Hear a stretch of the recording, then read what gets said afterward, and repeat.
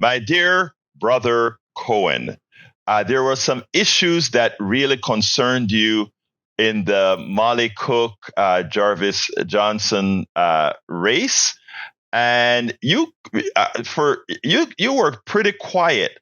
Surprisingly, you were pretty quiet on some of the bad stuff that was done, and I want to open up the air for you to go ahead and describe what you saw.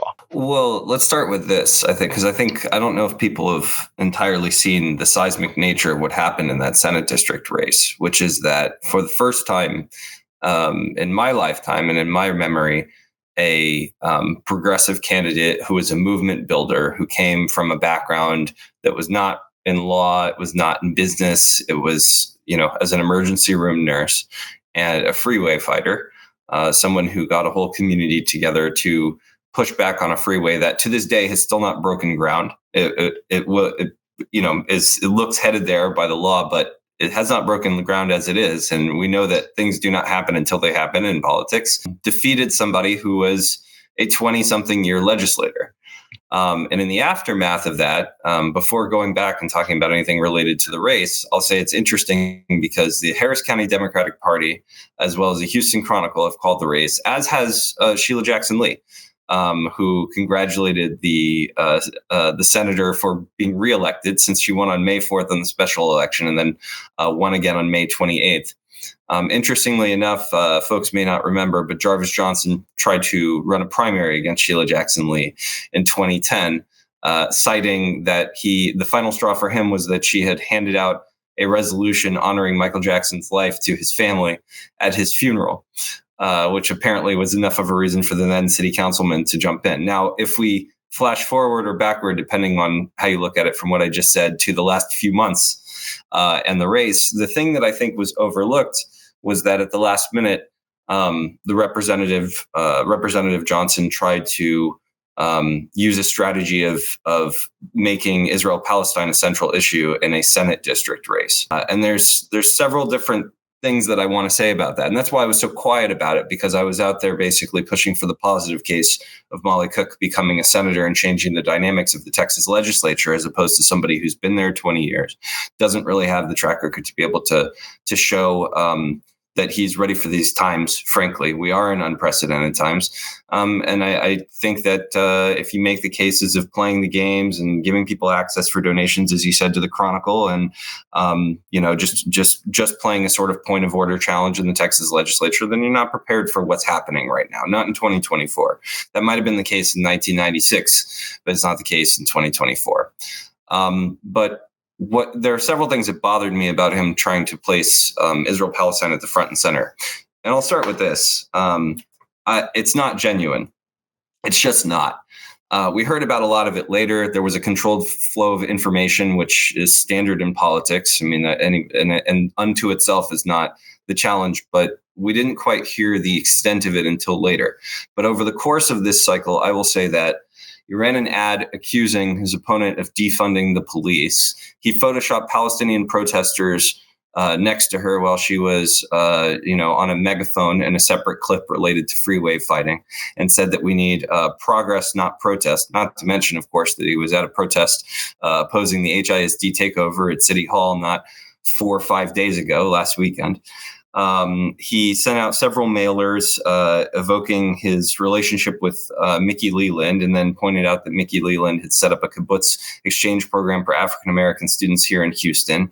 And he sent out mailers saying, that Jarvis stands up with the Jewish community, and then apparently gave a pitch to Meyerland Democrats calling Molly Cook anti-Israel. And then in addition to that, there was a whisper campaign that came from friends of his campaign accusing her of all kinds of things because she had the gall to say that she's an ER nurse and that she'll never support bombs blowing up human life. Doesn't it seem like a very controversial statement to me? And it seems like where the Democratic Party frankly should be when it comes to foreign policy one way or another. But on top of all of that, Jarvis Johnson would have bartered a ceasefire in exchange for support in a heartbeat. And I know that for a fact. If anybody would like to challenge it, we'll be happy to have a discussion about that, because it's incontrovertible. We'll be able to show the exact proof of all of those things.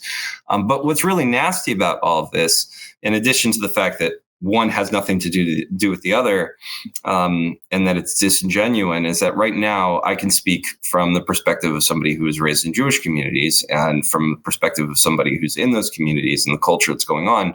And Let me stop you for a second here.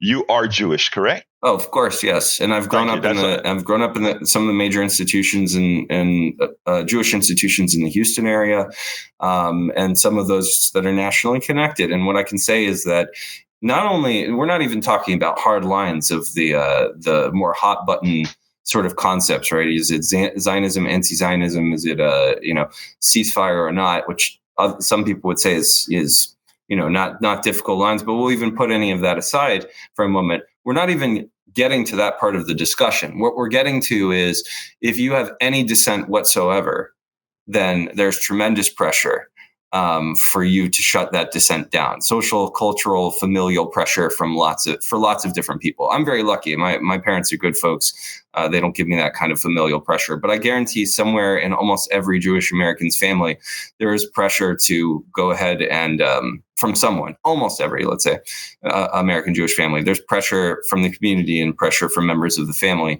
to tack a certain line when it comes to Israel. A very strange line, in fact. It's a line by which American Jews sound more like the Likudniks of Israel, while at the same time condemning Benjamin Netanyahu. Which is not extremely sensible in terms of how that argument goes down. And so what the representative ended up doing by taking the approach that he did in Houston was to pit Jews against Jews, pit Jews against Muslims and Arabs and anybody else who has a different perspective within the entire Israel-Palestine issue, and frankly, disingenuously attempt to use those to shut down a movement candidate. And I don't think for a second, I'll say this as well, that while I do think some of the people who supported him on those grounds legitimately believed what they believed, I don't think for a second that this was absent the tint of people who see their power diminished rightfully because they've done immoral things and taken immoral stances, attempting to seize some of it back by upsetting a movement candidate who they know that a lot of people in the Houston community and the progressive Democratic wing of the Democratic Party, supported. So I think it was disingenuous in multiple ways. I think he's disingenuous with the position, and I think there were a lot of people who were somewhat disingenuous in terms of jumping in on this fight and calling Molly Cook all of these nasty things. I think Senator Cook's going to do an excellent job. I think she's going to, we're going to see the canvassing of the results, but she's going to win this race and go to Austin, and she's going to completely change the dynamic just by being in the building, just by being a different person. Now, I'm not saying that Austin's going to run entirely differently or that I'm looking forward to a legislative session, because in Texas, I never am under Greg Abbott or most of the other people that I've seen during my lifetime. But I do think that there were a lot of dynamics involved in this, and I think it is shameful and harmful and divisive to run a state Senate campaign that way. And it hasn't really been spoken about. I didn't speak about it during the race because I don't think that the race should be about that. I think I think we all pretty much know that. It's not that has no impact on things going on in the legislature. But I had somebody call me and say, Daniel, what if something anti-Israel goes through the legislature? You think Greg Abbott is going to sign a resolution one way or another criticizing the Israeli? Do you know how fast that would be vetoed? I mean, this is clearly a red herring to anything that's actually going on in Texas. One really doesn't have too much to do with the other. Maybe at the margins, right? Things like, like whether or not state agencies are investing in certain bonds or companies or things like that. But for the most part, it was a callous, disingenuous misdirect and an attempt to win a state Senate race because he doesn't have a chair and the music has stopped playing. And it's that simple. Nobody should use these ethnic and racial issues, especially done falsely, to try to do an election, because you corrupt the population proper. It's not just against you corrupt the population, and you have them fighting against each other for something that shouldn't be. So, Daniel, I'm so happy that you brought that up, and in a very measured way. Thank you so kindly for doing so. We spend a lot of time deconstructing the news, trying to parse it into a form that everybody can understand. We try to find those little nitpicks where it flies above the fray, etc. If you really like these videos that we do, I want to ask a big favor. Please go ahead. Number one, subscribe to our channel. And number two, please join if you can. Thank you so kindly for watching. Keep watching. Please remember to share. We must populate the entire internet with our progressive message, a message that we know is what most Americans say that they want. So help us, please join.